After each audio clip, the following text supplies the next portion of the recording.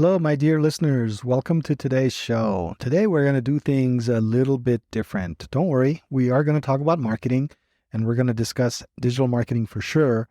But to discuss digital marketing, I've invited my friend Rachel Keck, a best-selling author, to join this podcast. We're going to talk about the journey that she went through in marketing her book, writing and marketing her book, and the digital strategy that she undertook to get that book launched.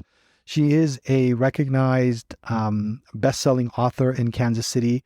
Her book is called Everyone Is Not Like You, Creating Authenticity and Connection in Today's Workplace.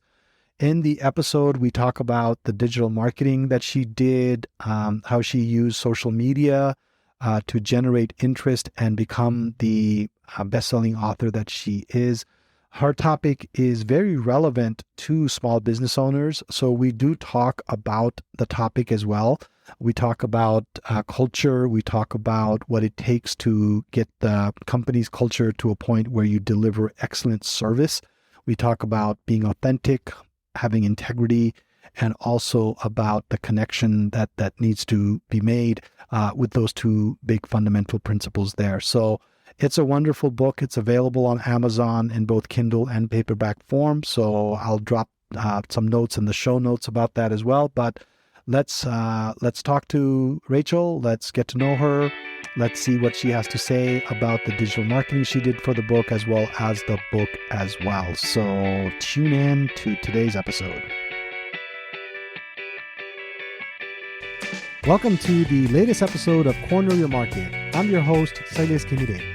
In this podcast, I talk about all things digital marketing, from website design and development to SEO and PPC, as well as paid advertising, email marketing, social media, and anything in between. If you're a small business owner, a marketing manager in a company, or an entrepreneur, this podcast is for you.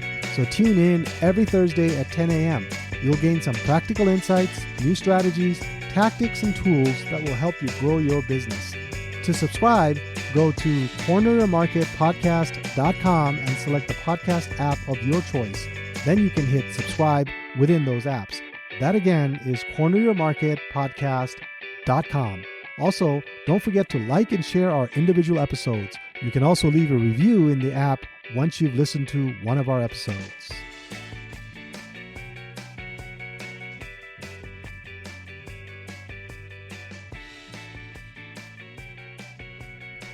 So today I want to welcome our guest, Rachel Keck. She is a marketing director or marketing manager at a logistics company, but her specialty really is in motivating service level people, service people into delivering wonderful and world-class service to their customers. And another thing that I've really enjoyed as I've met Rachel over the last, year, is learning about her book and some of these endeavors that she has and the way that she's used digital marketing to promote her book and things like that. So she's a published author, and she is the number one best-selling author in Kansas City, if I remember correctly when I saw the book. I did make bestseller. You did. That's a whole strategy. Yeah. So Rachel, why don't you introduce yourself a little bit to the audience, and then we can get started with some hard-hitting topics for the podcast. Okay. Well, I'd say the what I would add to what you shared is that I have kind of spent my life in customer service in some shape or form. I mean, account management, and of course, then I launched my own business in 2020, doing after 10 years of being in business with my husband, doing primarily soft skills training and kind of team development. Launched my own business in 2020 doing specifically workplace culture, coaching and consulting, but always kind of at the intersection of service and people and how people work together. But I've always, I don't know if you know the Strengths Finder, where there's woo can be a top straight. Woo is not a top straight of mine, but I do have some woo. Oh, okay. I can win people over. And so I've always liked the marketing. I mean, I've always kind of been somewhat in charge of I've had some marketing hat along the way. Yeah, I've been more of a strategy guy all my career, but I don't know if I should take this as an insult, but the last company I worked for, the CEO said, and you're going to like this quote, the CEO said, "Culture eats strategy for lunch." Have you heard that quote? Yes. Yeah. Yes. When I heard that quote, I was like, wait a minute, does he Dang it. need it? What am I doing? What are things that have? I know, it's true. Is that what your sweet spot is on that culture side? So, Mhm. okay, that's awesome. And that's Yeah. what your book, go ahead. Yeah, I love where the intersection of like having that strategy and then realizing how we're doing things is not going to support the strategy. So how do you create strategy that the culture will actually support?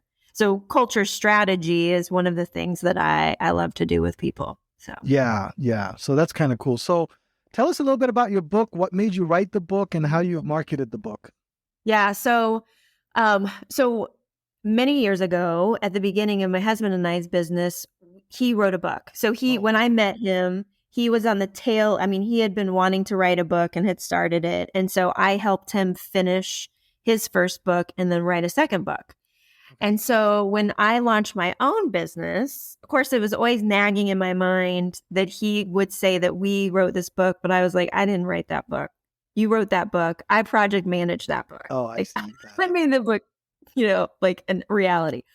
But so when I launched my business, I thought, how do I bridge, culture can be a lot of different things. It's nuanced and gray area.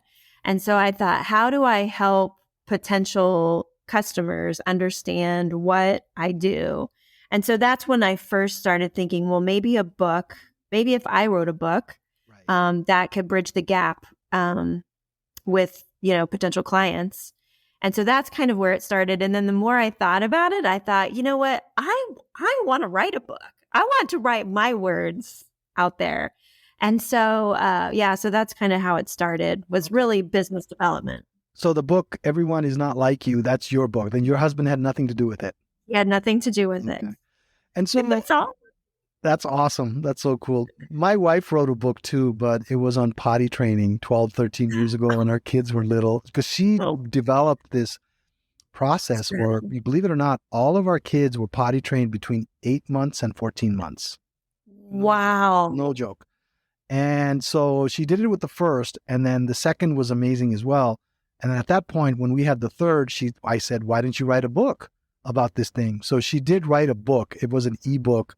It's called Kerplunk. It's on Amazon. But anyway, That's amazing. Nice plug, by the way. nice plug.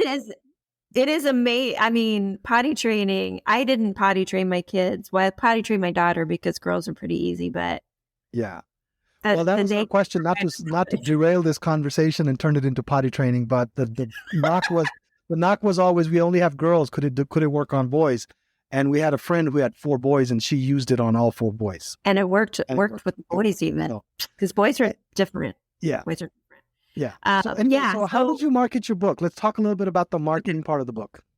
Yeah. So I actually used someone that had a strategy, and part of it is to create a following for the book before you actually even write it. Okay. So the process went, I declared that I was writing a book. So I leveraged LinkedIn, Instagram, Facebook, to declare that I was writing a book. That's vulnerable and brave. Okay, this whole process was incredibly vulnerable and brave. Like every step of writing this book was very vulnerable and brave, it felt like. So yeah, I actually did that. Like I hit post, and that was like a moment. But when you do that, I mean, that's one of the things that I learned from this whole process, that vulnerability, when you are vulnerable on these platforms, people are super responsive. Yeah. And so I posted about, I'm writing a book. And so tons of people commented and reacted to those. Okay. So I leveraged those reactions and comments to build out a book interview schedule. I interviewed probably at least 50 leaders at the intersection of culture and customer service. Okay. Which actually sort of created a pipeline. Like I say, pipeline for myself. So these interviews, were they material for your book, or were they just for purchasing your book or getting your book through? Both. They were interviews for book content. Like what should this book be about? What what are your pain points, so that when I'm writing this book, I can address my target audience. Okay, interesting. Uh-huh. And how Uh-huh. long did that go for? Like, so you made the announcement and then you reached out to these folks. Were you doing a continuous update as you went through the process? So I spent about 2 months doing about 2 or 3 months doing book interviews. Okay. Um, and then once I had the book interviews done, I created the title. I created options for titles. I leveraged LinkedIn, Okay. and Instagram for people to vote on titles, to vote on the cover. Okay. So as I'm doing this, I'm building a following, right? Because part of the strategy with Amazon is that if 200 people pre-order your book, you're a bestseller. Oh, okay. Interesting. So you're building a following of people that are just going to download your book because they're interested. They voted on the title, they voted on the cover. They've referred you to some leaders, that might be interested in this book. Okay. And so then I really wrote it. I found on LinkedIn, I just happened to come across this editor Okay. because the actual writing of the book, I was like, I don't know how I'm going to write this book because I am there's, big chunk people and small chunk people, like the telescope, see the world through a telescope kind of people. And that's me. And then there's micro people that see it through a microscope, and you kind of need the microscope people to write a book. Yes. Yes. That's So, one of the reasons why I've never written a book, because I'm like yeah, you. I'm the microscope, not the yeah, microscope, the telescope the people. telescope. Yes. So I found Mike Pluckett, who is an amazing, he basically gave me questions to just respond to and said, okay, here's a good, I wrote like a 1-page synopsis of what I wanted to write about. Okay. And he gave me questions and had me respond to them. And it's then just I leveraged all the platforms as I was writing it to post about my writing retreats, and just Okay. to keep people engaged and following the journey. So it was really, the book journey was what I used to build a community around the book. I see. And how much effort was that for you? Because you're already writing a book. I didn't write the book until I was kind of after After this is already all the happened. interviews, and now I had the title, I had the cover, and I spent about 3 weekends writing the book. Oh, really? So Interesting.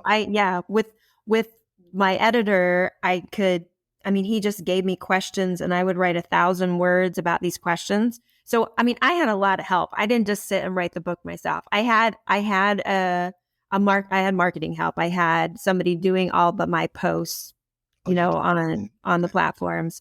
I had the editor that really helped pull all the words out of me. Okay. Um, and then one of the most vulnerable parts was the proofreader of the book. I was like, oh my God, I'm a terrible writer. What am I doing? But I it can worked only out. imagine. I can only imagine. So then, how knowledgeable were you about digital marketing before you started the book? Was this all new to you? Like, oh, I got to get on LinkedIn. I don't know anything about Instagram. Or were you pretty savvy already in terms of how to use it? Um, I would say I was fairly savvy with LinkedIn, but I had never leveraged social in this way before. And I had never been this vulnerable. I had That's the never, part that I can't get over is how vulnerable you have to be. I mean, yeah, yeah, that's kind of people respond. I think about what I'm responsive to on these platforms, and vulnerability. And so fortunately, I had Stephanie that did my marketing and social. And I was like, here's what I know I need. I need to be vulnerable. yeah, Because one of the things that in what I do, and it's the same in what you do, when you are a service business, you have a trust gap to close. yes, And the only way to close that trust gap without you being there is to be vulnerable on social media. yeah, yeah. And I think It's that's like something. like this. Yeah. And I think a lot of business owners have a hard time getting over that. I think a lot of our listeners who are business owners, entrepreneurs, they have maybe their personality, maybe they've been burned before in social media, or maybe they just don't feel like they can open up like that. But yeah, I think businesses can be vulnerable on social media, and it's a great way to be authentic too, because we're not robots, right? We are, No, we we're have emotion. people. Yeah, We're people. human We're people. human beings. Well, and I think what I found from the book journey and just doing these kind of conversations on podcasts is that people really listen and then they feel like they know you, Right. you know? And so then you don't have to work so hard. It's a way to attract business. Yeah, it is. So then the book comes out, and then what did you do at that point? Did you have to promote it a lot? Your pre-orders, obviously, I mean, you're number one bestseller, so you obviously got your 200 pre-orders, Yeah. Yeah, right? way too. You got Yeah. your 200. So then what happened after that? Like, are you still out there promoting? What kind of platforms are you using? How do you continue to Yes. get it out there? Well, so I mean, really getting through to the ebook was like the real push. And Okay. so, you know, getting the 200 people to pre-order happened before the book was even written. Mhm. So I was bestseller before the book even came out or was written. Okay. And then once the ebook came out, for me, I really wanted something that you could touch. I Okay. mean, I really wanted a book. Okay. And so once the ebook came out, then the push was to try to get the written book. But there was enough energy around it that at that point I didn't do a whole lot other than, you know, just having regular posts about how people were responding to the book. I You know, see. getting people to put recommendations on Amazon and things like that. You know, but that's really easy then because I had 50 plus people that I had interviewed Right. that I could just go to and say, "Hey, here's a free copy of the book. Read it. You know, let me know what you think." And I could use all that Right. content. And did you eventually get a hard copy? I I think you did. I did get a hard copy. So got my a hard paperback. copy I did see it come on out in Amazon. Yeah. February. And then it Congratulations. kind of stopped because I got this job. I got this inside job. Right. Inside job. Like, This like I'm going to do quote unquote for everybody listening. I'm doing quote unquote real job. right. I got the real job with the benefits, and it kind of stalled out. Although it still has momentum. I mean, people are. It makes a difference. People will hire you because you have a book. Right. Hire you to speak. It's also an easy way to get like a lot for my business. Doing free speaking engagements is a great way for me to gather leads. Right. And when I have a book, it's an easy way to get paid because then they can just buy a copy of the book for other people. Oh, I see. That's So interesting. I cannot charge a fee for my speaking, but I could still get paid. Right. That's a good point. That's a good point. So So it's been an overall, I mean, you're an author, you've got these topics you're passionate about, you like to write, you're also savvy in terms of the marketing and all that kind of stuff. So everything that means a lot coming from you, No, I Shailen. mean, I asked you, you said you were savvy. Remember, I asked you, I said, how did Oh, you, okay. I I'm did. only quoting Dang you, it. Rachel. I was hoping you were saying I'm So savvy. so let's talk a little bit about your book. I mean, the book is Everyone is Not Like You, Creating Authenticity and Connection in Today's Workplace. Our listeners on the show are normally business owners. They have a small business. They might be entrepreneurs or they might be marketing managers at a large company or something like that. What are some key takeaways from the book that our listeners could maybe benefit from if they're interested in maybe reading the book? Yeah. Yeah. So the three sort of big ideas in the book. One is authenticity. So the practice of showing up as you are, right? Which was sort of my book journey is my life journey. Keep showing up just as yourself. And I think that's, you know, at least my experience that maybe your listeners would resonate with is just when you are, you know, you're selling the service, you're providing the service, which I mean, this is what I did with my husband for 10 years. I mean, it was just a cycle of like, you got to sell a lot and then deliver a lot and then sell a lot and deliver a lot. What was your husband's business? What was the service that you guys were selling? We did soft skills training. Soft So skills like training. leadership training and Got it. team building and things like that. But I mean, it's really, you get so hustly and hungry sometimes that it's very hard to show up as yourself, which then, so that's the authenticity piece and showing up as yourself. One of the other key concepts is integrity. Right. And not so much, doing the right thing when people aren't watching, but this process of becoming whole, like integrating into our whole selves. So then I can't really show up as myself because what if they don't buy? Right. And then that keeps me disintegrated and out of integrity.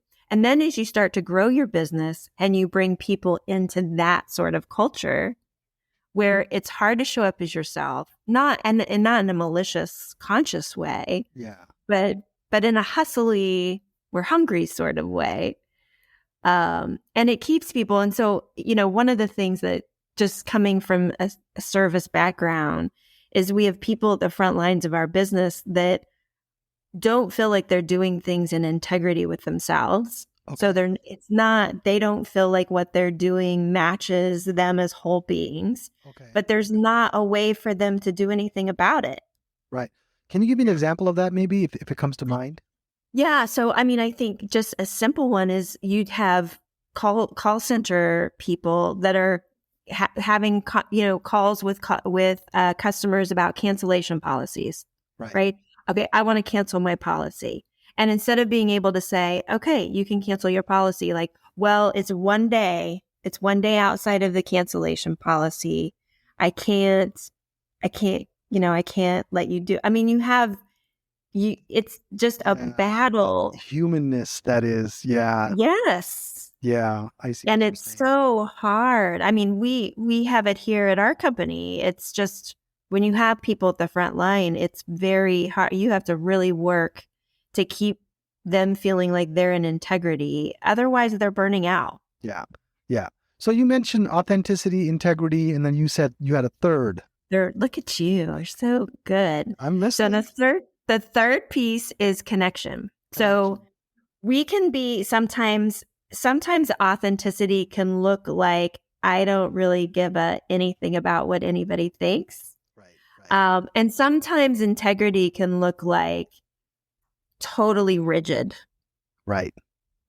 And so my measure of healthy authenticity and healthy integrity is connectedness. So if showing up as who you are is leading to connection of yourself and others, and if living in integrity is leading to connection of yourself and others, then it's in a healthy place.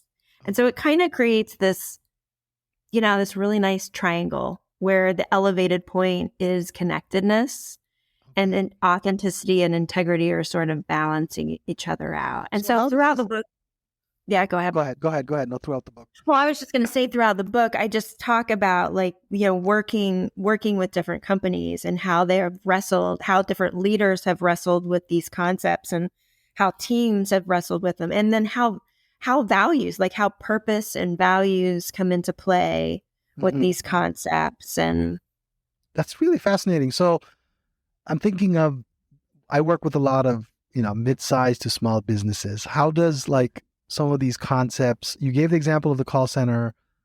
We work with a lot of dental practices, veterinary clinics. I guess a lot of these things do apply, right? I mean, sometimes the struggles that they've had is related to exactly what you just talked about. So yes. Well, and small and medium sized, but so I have landed throughout my career in rapidly growing mid-sized companies. That's just kind of where I've always landed in that area. And so that's where my experience comes from, is these kind of smaller, mid-sized companies. And I think that gets especially hard because you have people that you're trying to scale, right? You're trying to grow either keep something at a high level without scaling, or you're trying to elevate it to that next level. Yeah. And so if you don't have healthy authenticity and integrity, then you're scaling something that can actually lead to people being disconnected and the culture being poor. And I mean, how I define culture is just how we do things. Right. That's a And good so point. these concepts are baked into culture because, who we show up as is how we do things. That Right. directly impacts how we do things. And a lot of the culture is driven by your values too, right? I mean, what do you value as an organization, and is that in alignment with what you value as an individual? Yes. Because if those things are in alignment, then there's greater opportunity for authenticity. I think I'm starting to understand. Completely. Well, and it goes back to the human side of things. So as companies, we tend, I think more and more companies are realizing, okay, we need to be clear about our purpose and values. Like, who are we, and values, like purpose, why are we showing up every day? And values are, what keeps us on the right path. Like, these are the things that guide our work. But I think what a lot of times we miss is that our people are showing up with their own values that they may not be aware of. Yeah. And so you mentioned alignment. I don't think very often we think about how do we help our people understand their values so we can be in either greater alignment or be aware of where we're misaligned. Yeah. Which is part of integrity. Yeah. It's all connected. It is. Yeah. Yes. One thing that I, from my own personal business experience, is as we have at our company, as we have identified our values and established our culture, it has also helped us identify the type of people and type of companies we want to work with, right? Because I can't tell you how many times in previous employment situations I've worked with customers and I've worked with clients that is not in alignment with my values. And I'm forced to do that because I work for a company that wants to work with these people, right? So it's been kind of freeing, to be honest with you, because you don't have to take everybody as your client, especially in the service business. You can choose who you want. And I think you're long-term better off doing that than not. So wow. So we talked about your journey with the book. We talked about how you use digital marketing for getting your book out there, how you became a best-selling author. We talked about the book itself. Now, switching gears here, because we're almost towards out of time here, is what are some books that you would recommend for our audience? Do you have any books that come to mind, or what have you read interesting the last year or two? Well, my top favorite books, The Power of Moments. Okay, The Power of Do you know Moments. that book? I don't. Have you not read that book? I have not read that book. Okay, I got to read that. I think it's Dan and Shep Heath. Okay.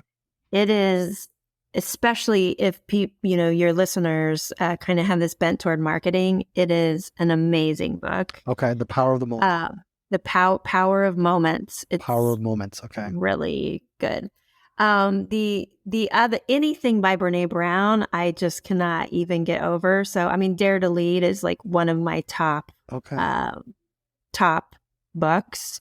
But recently, since COVID and 2020 and all that, I've been doing these deep dives into trauma. So how does trauma show up we all have some trauma of some sort, right? And it shows up in our workplaces. Right. So if we are to show up authentically and have integrity, like, we have to consider that trauma is at play. Right.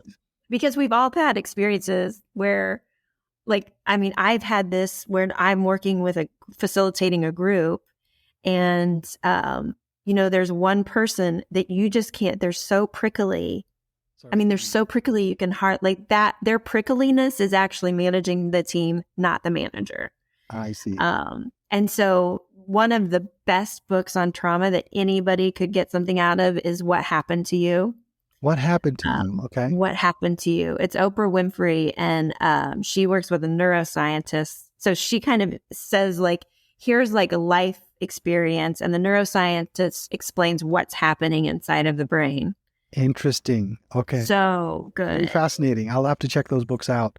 How about any podcasts besides mine that you would recommend? It's been a hot minute since I was on a podcast, like a crazy podcast, for years, like Dax Shepard, Armchair Expert. Have you ever listened to? No, Oh my gosh, Armchair Expert is such a good podcast. I will have to check that out. Of course, Brene Brown has like 3 podcasts, but those are the ones that I usually listen to. But and Glennon Doyle. When I speak, like my measure of speaking is Glennon Doyle and Brene Brown. Okay, Brene Brown. Okay, I will have to check them out. Yeah. So those are sort of my favorites. And I love the quote that you have on your bio. I think you said to go far, go slow, which I think when I first read that, I thought, wow, I'm going to like Rachel because I love that quote. Yeah. So. Well, a lot of one of my foundational purposes in this life is sustainability. Like, how do we do work in a sustainable way? How do we do life in a sustainable way? Right. So that's cool. That's a good quote. So we're going to wrap up real quick, but if people want to learn more about your book, where can they go? How can they reach you? If you want them to reach you, let's hear about how we can order the book. Sure. So if on Amazon, Everyone Is Not Like You, you should be able to find it just by putting in Everyone Is Not Like You, which actually that title came from one of the book interviews. Oh, okay. Somebody said, you're basically saying everyone's not like you. And I'm like, oh, that's really good. That's catchy. So Amazon, and then you can go to my website, mosaic-collaborative.com. It will be changing soon, hopefully, because I'm working on the back end to update my website. And then LinkedIn, Rachel Keck on LinkedIn is a great place. And I'll drop the links in the show notes so that people can click on those links and get to your site and also get to your Amazon page as well. So awesome. So that's kind of cool. So, well, hey, I know this topic wasn't exactly, I talk hardcore stuff on this website when it comes to marketing, but a little bit of a different take. But I think I loved your energy. Thanks for joining us. Thanks for joining. And I can't wait to get this live and updated on the podcast network. So thank you. Thanks for having me, Shailesh, and bye, everybody. Yeah, thank you.